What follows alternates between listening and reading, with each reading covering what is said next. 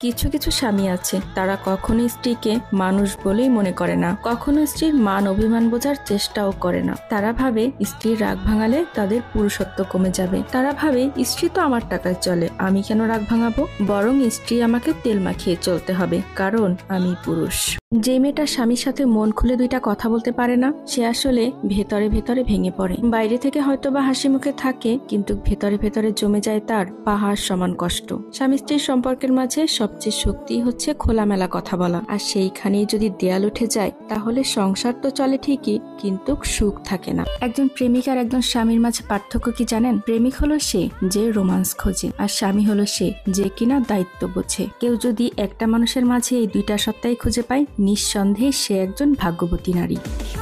আমি অহংকারী নই, কিন্তু নিজের মর্যাদা হারিয়ে কখনো কাউকে খুশি করার মতো মানুষও আমি নই। সম্মান আমি দিতে জানি, তবে সেটা কেবল প্রাপ্যদেরই প্রাপ্য। আমার নীরবতা